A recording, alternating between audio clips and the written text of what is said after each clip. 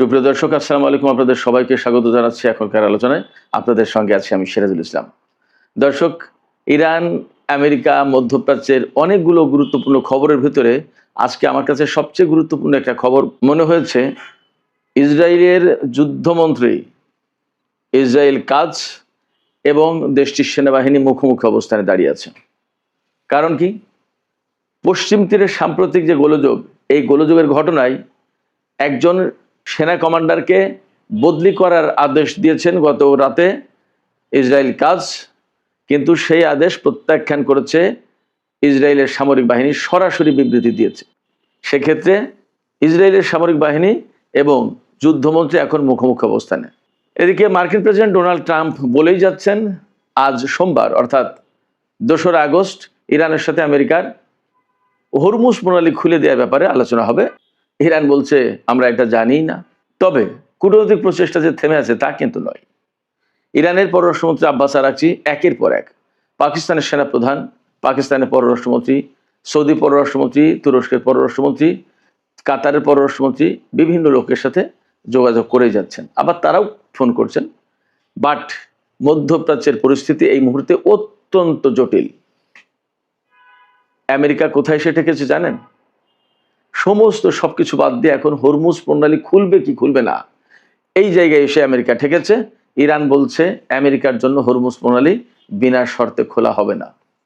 এবং আমি অনেক আগে থেকেই বলে আসছি, হরমুজ প্রণালী বন্ধ হয়েছে, এই প্রণালীতে আমেরিকার আর জায়গা হবে না, মধ্যপ্রাচ্যে ঢোকার কোনো সুযোগ হবে না। সুপ্রিয় দর্শক, আজকের মূলত ইসরায়েল, আমেরিকা, ইরান এই যে রাজনীতির জটিল ঘূর্ণাবর্ত, এই বিষয়গুলো নিয়েই আলোচনা করব। আশা করি আলোচনা খুবই ভালো লাগবে। আলোচনা যদি ভালো লাগে তাহলে লাইক, কমেন্ট, শেয়ার করবেন এবং চ্যানেলটি সাবস্ক্রাইব করে সাথেই থাকবেন। চলুন দর্শক, আলোচনা করি বিস্তারিত। প্রথমে আমি ইসরায়েল প্রসঙ্গটা শেষ করি। ইসরায়েলের যুদ্ধমন্ত্রী ইসরায়েল কাজ, তিনি গতকাল রাতে টেলিভিশন চ্যানেল লাইভ অনুষ্ঠানে তিনি বলেছেন, তিনি ঘোষণা দিয়েছেন যে পশ্চিম তীর, ফিলিস্তিনের পশ্চিম তীর যেটা মাহমুদ আব্বাসদের নিয়ন্ত্রণে আছে, এই পশ্চিম তীরে সম্প্রতি ভীষণ গোলযোগ হয়েছে। সেখানে একজন ইসরায়েলি সেনা নিহত হয়েছে, বেশ কয়েকজন আহত হয়েছে, ইসরায়েলি সেটলার, অবৈধ বসতি স্থাপনকারী, এবং অন্তত 4 জন ফিলিস্তিনি নিহত হয়েছিল। পরবর্তীতে আরো অনেক ঘটনা ঘটেছে, সেখানে সেনা অভিযান চালিয়েছে ইত্যাদি ইত্যাদি। খুব ফ্যাক্ট হচ্ছে কি, এটা নিয়ে সারা বিশ্বের লোকজন কিন্তু নিন্দা জানাচ্ছে, খোদ পশ্চিমা ইউরোপের দেশগুলোও নিন্দা জানাচ্ছে। পশ্চিম তীরের কিছু জায়গায় অবৈধভাবে দখল করে ইহুদি বসতি স্থাপনকারীরা থাকে এবং তারা অস্ত্র নিয়ে, লাঠি সুটানে, যখন যা খুশি ফিলিস্তিনিদের উপর হামলা করে। সম্প্রতি এইরকম একটা ঘটনা ঘটেছে। ঘটার পরে তো গোলযোগ হলো। এই যে অবৈধ বসতি স্থাপন করে যারা ফিলিস্তিনিদের সাথে এই গ্রামে গ্রামে ঢুকে গোলমাল করে, এগুলোকে ইসরায়েলের ভাষায়, ইসরায়েলি পত্রিকায় টাইমস অফ ইসরায়েল এক্সট্রিমিস্ট, উগ্রবাদী বলে। এই উগ্রবাদীরা সেখানে ঢুকে নিরীহ ফিলিস্তিনিদের উপর হামলা, মারধর, হত্যা, নির্যাতন এগুলো চালায়। শুধু তাই না, কিছুদিন আগে এই মার্চের দিকে এরকম কিছু উগ্রবাদী তারা ফিলিস্তিনি একটি গ্রামে ঢুকে এরকম বেশ কিছু ফিলিস্তিনি লোকজনের উপর মারধর, নির্যাতন চালিয়েছে। এমনকি একজন ফিলিস্তিনিকে, মেবি তিনি নারী হতে পারেন, আমি শিওর না, উলঙ্গ করে পুরো গ্রাম ঘুরিয়েছে এই উগ্রবাদীরা। এই ঘটনায় মামলা হয়েছিল। মামলা হওয়ার পরে এই যে উগ্রবাদী, যে ইসরায়েলি এই কাজে জড়িত ছিল, তাকে গ্রেপ্তার করা হয়েছে এবং কারাগারে রাখা হয়েছে। তাকে কেন গ্রেপ্তার করা হলো, কেন কারাগারে রাখা হলো, তাকে ছেড়ে দেওয়া হবে না কেন, এই ব্যাপারে ছেড়ে দেওয়ার জন্য নির্দেশ দিয়েছে এই যে ইসরায়েল কাজ, ইসরায়েলের যুদ্ধমন্ত্রী। কিন্তু আর্মি সেটা শোনেনি। আর্মির বক্তব্য হচ্ছে, মিলিটারি মানে ইসরায়েলি আর্মির বক্তব্য হচ্ছে যে ইসরায়েল কাজ তার রাজনৈতিক সুবিধা, ফায়দা হাসিলের জন্য এই অবৈধ বসতি স্থাপনকারী উগ্রবাদী ইহুদিদেরকে রাজনৈতিক উদ্দেশ্যে ব্যবহার করছে, রাজনৈতিক ফায়দা লুটছে এই ইসরায়েল কাজ, এবং এতে ইসরায়েলের সামরিক বাহিনীর দুর্নাম হচ্ছে। ইসরায়েলের সামরিক বাহিনীর সরাসরি অভিযোগ, রাজনৈতিক উদ্দেশ্যে ইসরায়েলের সামরিক বাহিনীকে ব্যবহার করছেন ইসরায়েল কাজ। তো ওই যে হার্দিক, সম্ভবত তার নাম, তাকে যে কারাগারে রাখা হলো, ইসরায়েল কাজ তাকে মুক্তি দেওয়ার জন্য নির্দেশ দিয়েছিল, কিন্তু সামরিক বাহিনী সেটা অ্যালাউ করেনি। এছাড়া সম্প্রতি যে গোলযোগ হলো, এই গত 1 সপ্তাহ 1.5 সপ্তাহ ধরে যে ঘটনা চলছে, পশ্চিম তীরে। এই ঘটনায়ও ইসরায়েল কাজ মানে সামরিক বাহিনীর ব্যাপারে অতটা সন্তুষ্ট না, আরো বেশি হামলা মারধর, একদম খুন জখম, আরো অনেক বেশি কিছু করতে চেয়েছিল, তার মতামত ইচ্ছাটা ছিল এরকম। কিন্তু ইসরায়েলের সামরিক বাহিনী সেইভাবে রেসপন্ড করেনি, যার প্রেক্ষাপটে ইসরায়েল কাজ গতকাল পশ্চিম তীরে যে কমান্ড আছে, আইডিএফ সেন্ট্রাল কমান্ডার যে চিফ মেজর জেনারেল আভি ব্লুথ, তাকে তার পদ থেকে সরিয়ে দিয়েছে। এই ঘোষণা টেলিভিশনে তিনি লাইভ অনুষ্ঠানে ঘোষণা দিয়েছেন। ঘোষণা দেওয়ার কিছুক্ষণ পরেই, অর্থাৎ কিছু বলতে কয়েক মিনিট মেবি, ইসরায়েলের সামরিক বাহিনীর পক্ষ থেকে বিবৃতি দেওয়া হয়েছে যে না, জেনারেল আভি ব্লুথ তার পদে বহাল থাকবে এবং তিনি তার দায়িত্বে থাকবেন। এইভাবে ইনস্ট্যান্টলি কোনো ব্যক্তিকে ক্ষমতাচ্যুত করা বা বহিষ্কার করা বা সরিয়ে দেয়া ইসরায়েলের যুদ্ধমন্ত্রীর ক্ষমতার এখতিয়ারে পড়ে না, এটা তার অধিকার নেই। ইসরায়েলের সামরিক বাহিনীর বক্তব্য হচ্ছে এটা। তার মানে দাঁড়ালো যে ইসরায়েলের যে রাজনৈতিক নেতারা ফিলিস্তিনকে কেন্দ্র করে যে সমস্ত তাদের যে খাহেশ, তাদের যে রাজনৈতিক উদ্দেশ্য, তাদের যে রাজনৈতিক সুবিধা ফায়দা, এইগুলো লুটার জন্য, এইগুলো হাসিল করার জন্য, এইগুলো হাতিয়ে নেওয়ার জন্য সামরিক বাহিনীকে ব্যবহার করে। আমার কাছে মনে হচ্ছে ইসরায়েলের সামরিক বাহিনী হয়তো কিছু কিছু বিষয়টা অনুধাবন করছে বা ভাবছে। তারা তো হুকুমের গোলাম, সরকার যদি হুকুম দেয় যে এখানে যুদ্ধ শুরু করো, তারা তাই করতে বাধ্য, তারা তাই করে। কিন্তু হয়তো বা তাদের ভেতরে কিছু মানবিক দিকও কাজ করে। আমরা সম্প্রতি কিন্তু দেখেছি ইসরায়েলের অবসরপ্রাপ্ত 500 জেনারেল তারা সম্ভবত মার্কিন কংগ্রেসকে চিঠি দিয়েছে যে নেতানিয়াহুকে এবং ইসরায়েলের এই প্রশাসনকে আপনারা ঠেকান, তা না হলে মধ্যপ্রাচ্যে ইসরায়েলের অস্তিত্ব সংকটের মুখে পড়বে এবং এই বেনিয়ামিন নেতানিয়াহুর প্রশাসন যা করছে তাতে মানবতা টিকে থাকা মুশকিল। মানে তারা সহজ কথায় নেতানিয়াহুর বিরুদ্ধে একেবারে খোলামেলা চিঠি দিয়েছে আমেরিকার কংগ্রেসম্যান, সিনেটর এদের কাছে। আমি বলছি না ইসরায়েলি সামরিক বাহিনী খুব ভালো, গাজায় তো তারাই এই সমস্ত করেছে। আমি বলছি না যে তারা পশ্চিম তীরে কিছুই করেনি, করেছে। বাট এটাও ঠিক যে তারা তো সরকারের হুকুমের গোলাম। এই যে আজকে পশ্চিম তীরে যে ঘটনা, সেই ঘটনায় ইসরায়েলের প্রতিরক্ষামন্ত্রী বা যুদ্ধমন্ত্রী একরকমের নির্দেশ দিচ্ছেন আর সামরিক বাহিনী করছে আরেকটা। সেই জায়গা থেকে ইসরায়েলের সামরিক বাহিনীর ভেতরে হয়তো বা কিছুটা মানবিকতার ছোঁয়া পাওয়া যাচ্ছে, দেখা যাচ্ছে, এটা বুঝতে পারছি।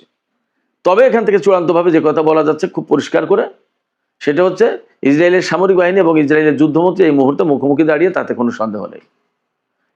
এই গোলযোগ, এই মতভেদ, এই মত পার্থক্য আমার মনে হয় যে ইসরায়েলের প্রশাসনের সাথে ইসরায়েলের সামরিক বাহিনীকে বেশ খানিকটা দূরে নিয়ে যাবে।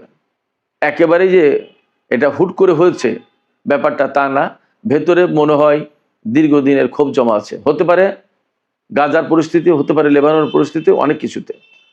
গাজার বিষয়টা খেয়াল করেছেন, গাজায় আনুষ্ঠানিকভাবে সরকারিভাবে যে রেকর্ড, তাতে গতকাল 73,000 ছাড়িয়ে গেছে নিহতের সংখ্যা।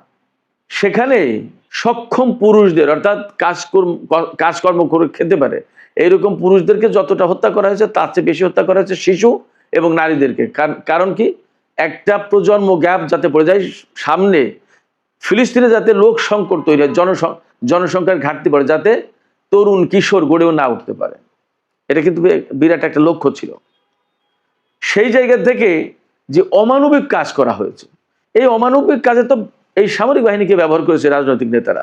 আমরা দেখতে পারি যে এই সমস্ত ঘটনার পরে ইসরায়েলের সামরিক বাহিনীর বহু সদস্য আত্মহত্যা করে, পাগল হয়ে যায়, মেন্টাল প্যাশেন্ট হয়ে যায়, ট্রমাতে ভোগে। চোখের সামনে একের পর এক মানুষ হত্যা করছে। তরুণ একটা একদম বসত বাড়ির ভিতরে, ঘরের ভিতরে হয়তো মা বাবা ভাই বোন বাচ্চা কাচ্চা নিয়ে হয়তো 10-12 জন 15 জন ছিল, তাদেরকে নির্দেশ দেওয়া হয়েছে ওই বাড়ি উড়িয়ে দাও বোমা মেরে, হয়তো দিয়েছে ইসরায়েলি বাহিনী। কিন্তু চোখের সামনে এতগুলো মানুষকে মরে যেতে দেখেছে, বাচ্চাদের বিভৎস দৃশ্য দেখেছে অনেক সেনা।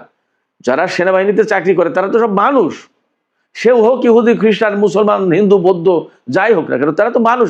তাদের ভেতরে তো মানবতা কাজ করে কোনো না কোনো পর্যায়ে গিয়ে। এই সমস্ত সেনার অনেকেই এগুলো দেখে ট্রমাটাইজড হয়ে যায়, ভীত সন্ত্রস্ত হয়ে যায়, ভেতরে ভেতরে পাগলের মতো হয়ে যায়, উদ্ভ্রান্ত, উন্মাদ হয়ে যায়। এই সমস্ত সেনাদের অনেকেই আত্মহত্যা করে এক পর্যায়ে, অনেকেই চাকরি ছেড়ে দেয়, অনেকে পালিয়ে যায়, অনেকে বিদ্রোহ করে। ইসরায়েলি সামরিক বাহিনীতে এই যে গাজা যুদ্ধ শুরু করে কয়েকবার বেশ কিছু কিছু ইউনিটে বিদ্রোহের ঘটনা ঘটেছে। অনেক সেনাকে বিচারের মুখোমুখি করা হয়েছে, বিচার করে তাদেরকে শাস্তি দেওয়া হয়েছে, কাউকে কাউকে চাকরি থেকে বহিষ্কার করা হয়েছে, আবার নতুন করে বিচারের আওতায় আনা হচ্ছে। অনেক কিছু ঘটনা আছে। যাই হোক, আমরা আশা করব যে ফিলিস্তিনে যে ভয়াবহ অমানবিকতা চলছে বছরের পর বছর, এগুলোর অবসান হবে এবং ইসরায়েলি সামরিক বাহিনীর ভেতরে কোনো না কোনো পয়েন্টে গিয়ে একটা মানবিকতা বোধ কাজ করবে এবং তাদেরকে যে রাজনৈতিক উদ্দেশ্যে ব্যবহার করা হচ্ছে তারা হয়তো একসময় এইভাবে আর ব্যবহার হতে চাইবে না, আমরা এমনটা প্রত্যাশা করব। দর্শক, আমরা এবার ইরান আমেরিকা প্রসঙ্গে কিছু আলোচনা করি। মার্কিন প্রেসিডেন্ট ডোনাল্ড ট্রাম্প বারবার বলছেন, তিনি বলেই যাচ্ছেন, তার ট্রুথ সোশ্যালে পোস্ট দিয়েই যাচ্ছেন 2 আগস্ট সোমবার ইরানের সাথে আমেরিকার বৈঠক আলোচনা। অদ্ভুত ব্যাপার হচ্ছে, তিনি একের পর এক বলেই যাচ্ছেন ইরানের সাথে 2 আগস্ট সোমবার আমেরিকার বৈঠক। কি নিয়ে? হরমুজ প্রণালী খুলে দেওয়ার ব্যাপারে। অদ্ভুত ব্যাপার, আপনারা খেয়াল করেছেন আমেরিকা কোন লক্ষণে কি কি কথা বলে যুদ্ধ শুরু করলো, আর এখন এসে কোথায় গিয়ে থামতে হয়েছে, ঠেকতে হয়েছে। এবং আমি আপনাদেরকে বলি, চুক্তি তো পরের কথা, শূন্য হাতে মধ্যপ্রাচ্য থেকে ফিরতে হবে আমেরিকাকে। কারণ হচ্ছে, তারা যে সমস্ত লক্ষ্য নিয়ে যুদ্ধ করতে এসেছে ইরানের সাথে, একটাও তাদের জন্য বৈধ লক্ষ্য ছিল না। 1, 2 হচ্ছে যে ইরান এই সমস্ত কথা বহু আগে থেকেই শুনেছে এবং ইরান সেইভাবেই প্রস্তুতি নিয়েছে। তারা জানতো যে আমেরিকাকে কোনো না কোনো পয়েন্টে গিয়ে মোকাবেলা করতেই হবে। আমেরিকাকে মোকাবেলা করতে গেলে শুধু ডিপ্লোমেসি দিয়ে হবে না, আমেরিকাকে মোকাবেলা করতে গেলে শুধুমাত্র জনগণের ঐক্য বা মুখের কথাই হবে না, লাগবে সামরিক সরঞ্জাম। ইরান দশকের পর দশক ধরে সেই সামরিক সরঞ্জাম নিজেরা কবজায় এনেছে, নিজেরা বানানো শিখেছে। ভেতরে ভেতরে এমন শেখাই শিখেছে যে এখন আমেরিকায় ফেল মেরে গেছে ইরানের কাছে। আমেরিকার প্রযুক্তির চেয়ে এখন একদম নির্দ্বিধায় বলা যায় ইরানের প্রযুক্তি সুপার। আমেরিকার প্রযুক্তির ঊর্ধ্বে ইরানের সামরিক প্রযুক্তি। এই যে ড্রোন, এই যে ক্ষেপণাস্ত্র, এগুলো কিন্তু মোকাবেলা করতে পারছে না আমেরিকা ইসরায়েল। তারা এতদিন একটা খুশিতেই ছিল যে তারা সারা বিশ্বের সবচেয়ে লেটেস্ট প্রযুক্তির অধিকারী, কিন্তু ইরানের সাথে যুদ্ধ করতে এসে দেখে আসলে তারা অনেক পেছনে। ভেতরে ভেতরে ইরান অনেক এগিয়ে গেছে। ঘটনাটা ঘটেছে অনেকটা এইরকম, ওই যে কচ্ছপ আর খরগোশের সেই দৌড়ের মতো। খরগোশ তো ব্যাপক জোরে দৌড়াতে পারে, সে তো মনে করলো যে এইটুকু জায়গা আর কত সময় লাগবে, খানিকটা গিয়ে বটতলায় গাছের ছায়া আরাম করে ঘুমাই নিল, যে একটু ঘুম দিয়ে নি, পরে উঠে এক লাফেই তো পার হয়ে যাবে বাকি জায়গা। আর কচ্ছপ কিন্তু কোনো অলসতা না করে টুকটুক টুকটুক করে এগিয়ে যেতেই থাকলো। খরগোশ ঘুমিয়ে থাকলো আর কচ্ছপ তার পাশ দিয়ে আস্তে আস্তে বিড়বিড় করে চলে গিয়ে খরগোশের আগে চলে গেল কচ্ছপ। আমেরিকা তার বিভিন্ন রকমের সামরিক সরঞ্জাম তৈরি করে মনে করেছিল পৃথিবীতে তার চেয়ে সেরা কেউ নেই। কিন্তু ইরানের সাথে আমেরিকা যেহেতু কোনো রকমের সম্পর্ক নেই, অতএব ভেতরে ভেতরে ইরান কি তৈরি করেছে তা কেউ জানতো না। ভেতরে ভেতরে ইরান ঠিকই অনেক এগিয়ে গেছে, যা আমেরিকা কল্পনাও করতে পারে না। তারই খেসারত এখন গুনছে আমেরিকা এবং তাদেরকে অনেক খেসারত দিতে হবে। ইতিমধ্যে মধ্যপ্রাচ্যের ঘাঁটিগুলো মোটামুটি সব চুরমার। অনেক জায়গা থেকে সেনা সরিয়ে নিতে বাধ্য হয়েছে আমেরিকা। বারবার হামলার হুমকি দিয়েও সেই হামলার হুমকি বাস্তবায়ন করতে পারে না, এই কারণে যে আমেরিকা জানে যে এই হামলা করলে হয়তো আমরা হামলা করলাম, কিন্তু তার পরের ইরানের যে রিয়াকশনটা হবে সেটা সহ্য করার ক্ষমতা মার্কিন বাহিনীর বা মধ্যপ্রাচ্যের কোনো দেশের নেই। যার কারণে আমেরিকা বারবার হামলা করতে গিয়েও এখন আর হামলা করছে না। এদিকে ওমানের সাথে ইরানের একটা চুক্তি প্রায় চূড়ান্ত হওয়ার কাছাকাছি, হরমুজ প্রণালী নিয়ে। সেই চুক্তি কিন্তু ইরান এবং ওমানের ভিতরে, এটার সাথে অন্য কারো সম্পর্ক নেই। অর্থাৎ হরমুজ প্রণালী কিভাবে ইরান এবং ওমান ব্যবহার করবে সেই ব্যাপারে চুক্তি হবে। যতদূর শোনা যাচ্ছে ইরান এবং ওমানের ভিতরে এরকম একটা কথা হতে যাচ্ছে যে জাহাজ যেগুলো ঢুকবে হরমুজ প্রণালী বাইরে থেকে, যেগুলো হরমুজ প্রণালী দিয়ে পারস্য উপসাগরে ঢুকবে, সেই জাহাজগুলো কন্ট্রোল করবে ইরান। আর পারস্য উপসাগর থেকে বের হবে যেগুলো, সেইগুলো কন্ট্রোল করবে ওমান। দুটো রুট থাকবে। হরমুজ প্রণালী থেকে পারস্য উপসাগরে ঢোকার রুট হবে উত্তরের পাশ, অর্থাৎ ইরানের পাশ দিয়ে। আর জাহাজ যেগুলো বের হবে সেগুলো দক্ষিণ পাশ দিয়ে ওমানের উপকূল দিয়ে বের হবে। এখানে গুরুত্বপূর্ণ যে বিষয়টা সেটা হচ্ছে যে কোন জাহাজ ঢুকবে, কার জাহাজ আসবে, শত্রুর নাকি মিত্রর, ভালো নাকি মন্দ, সামরিক নাকি বেসামরিক, এইগুলো কন্ট্রোল করাটাই হচ্ছে আসল কথা। ধরুন আমেরিকা বা ইসরায়েল তাদের একটা অস্ত্রবাহী জাহাজ আনতে চায়। এই জাহাজ পারস্য উপসাগরে ঢুকতে হবে, সংযুক্ত আরব আমিরাত, সৌদি আরব, বাহরাইন, কাতার, কুয়েত বা ইরাককে অস্ত্র দেবে। কিন্তু ইরান যদি কন্ট্রোলিংয়ে থাকে তাহলে বলবে no, this is not allowed, এই জাহাজ যেতে পারবে না। তাহলে কিন্তু সেই জাহাজ আর পারস্য উপসাগরে ঢুকতে পারলো না। যে জাহাজটাকে অনুমতি দিল সে জাহাজ যাবে গিয়ে মধ্যপ্রাচ্যের যে সমস্ত দেশ, ইরান, ইরাক, কুয়েত, সৌদি আরব, বাহরাইন, কাতার, সংযুক্ত আরব আমিরাত, এ সমস্ত দেশ থেকে যে সমস্ত পণ্য নেওয়া দরকার নিয়ে বের হয়ে যাবে। এরা তো আর বিশেষ কিছু এমন নিষিদ্ধ কিছু নিয়ে যেতে পারবে না যেটা ইরানের কন্ট্রোল করা দরকার আছে। আসল কথা হচ্ছে কোন জাহাজ ঢুকবে এটাই বড় কথা, কোন জাহাজ বেরিয়ে যাবে এটা বড় কথা না। এই ব্যাপারে একটা চুক্তি হওয়ার সম্ভাবনা আছে যতদূর যা শুনতে পাচ্ছি। যদি সেই রকম চুক্তি হয় তাহলে ইরান এবং ওমানের জন্য একটা ভালো খবর। বাট ইরানের পক্ষ থেকে বারবারই বলা হচ্ছে যে এই চুক্তি কোনো মতেই আমেরিকা বা অন্য কারোর জন্য না, এটা ওমান এবং ইরানের ভেতরকার ব্যাপার। এই চুক্তি চূড়ান্ত হওয়া মানে এই না যে হরমুজ প্রণালী খুলে যাচ্ছে। হরমুজ প্রণালী কন্ট্রোল কিভাবে করা হবে, কিভাবে ব্যবস্থাপনা দায়ী দায়িত্ব পালন করা হবে, সেই ব্যাপারে একটা লিখিত চুক্তি থাকছে ইরান এবং ওমানের মধ্যে, নাথিং এলস। এর সাথে আমেরিকা বা মধ্যপ্রাচ্যের কোনো দেশের কোনো সম্পর্ক নেই, এটা সম্পূর্ণভাবে ইরান এবং ওমানের ব্যাপার।